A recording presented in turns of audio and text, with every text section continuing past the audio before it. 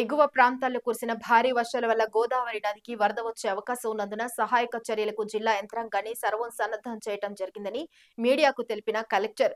మహారాష్ట్ర శబరి నది పరివాహక ప్రాంతాల్లో భారీగా కురుస్తున్న వర్షాల మూలంగా రానున్న 72 గంటలు ప్రజలు అప్రమత్తంగా ఉండాలని, ధవళేశ్వరం బ్యారేజ్ కు 13 లక్షల క్యూసెక్కుల నీరు వదలనున్న నేపథ్యంలో రెండో ప్రమాద హెచ్చరికను జారీ చేసే అవకాశం ఉందన్నారు. కోనసీమ లంక ప్రాంత గ్రామస్తులు అప్రమత్తంగా ఉండాలని, 100% రక్షణ చర్యలతో జిల్లా యంత్రాంగం ఏర్పాటు చేసిన మోటార్ బోట్ల ద్వారా లైఫ్ జాకెట్లు ధరించి గమ్యస్థానాలకు చేరాలని సూచించారు. అలాగే గణేష్ నిమజ్జనం ఏర్పాట్లపై జిల్లా యంత్రాంగం భద్రతాపరంగా అన్ని చర్యలు చేపట్టిందని, సహాయక పునరావాస కార్యక్రమాలకు జాతీయ విపత్తుల నిర్వహణ సంస్థ బృందాలు జిల్లాకు రానున్నాయని కలెక్టర్ వివరించారు. ఆ డెసిగ్నేటెడ్ పాయింట్స్ లోనే మీరు ఇమ్మర్షన్ చేయాలి. అక్కడ ఎలాంటి సౌకర్యాలు ఏవైతే కావాలనుకుంటున్నారో, క్రెయిన్స్ కావచ్చు, కొంచెం పోలీస్ పర్సనల్, లైఫ్ జాకెట్స్, అవన్నీ కూడా ఇమ్మర్షన్ పాయింట్స్లో పెట్టడం జరుగుతుంది. సచ్ దట్ ఎనీ ఈవెంచువాలిటీ జరగకుండా మీ యొక్క ప్రాణాల విలువ డెఫినెట్గా గణేష్ నిమజ్జనం అనేది ఒక యాక్టివిటీ అందరూ ఎంజాయ్ చేస్తూ చేసుకుంటారు. సో అలాంటి టైంలో ఎలాంటి ఇష్యూస్ లేకుండా, ఎలాంటి ఇన్సిడెంట్ జరగకుండా ఉండడానికి ఈ యాక్టివిటీ తీసుకోవడం జరిగింది. దయచేసి కోఆపరేట్ చేయండి అందరూ. ఎందుకంటే ఫ్లో లెవెల్ నెక్స్ట్ 48 అవర్స్లో కొంచెం ఎక్కువ ఉంది. సో డెఫినెట్గా there might be some instances.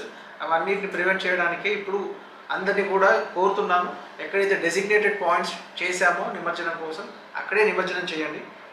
And apart from this మనకి మెజారిటీ ఆఫ్ ద పీపుల్ని మొబిలైజ్ చేయాల్సిన అవసరం ఫస్ట్ లెవెల్ వార్నింగ్కి లేదండి.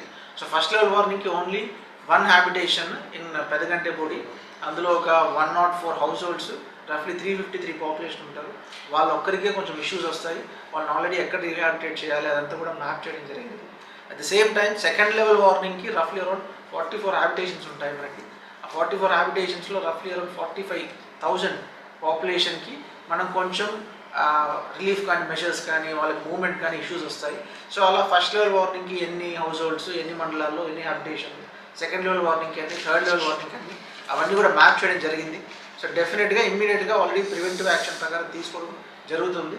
అట్ ద సేమ్ టైం మనకి ఇలాంటి 48 అవర్స్ తర్వాత కూడా ఎలా ఉంటుందనే సిచ్యువేషన్ ఇంకా మనకు తెలియదు. But right now we're expecting next 3 days.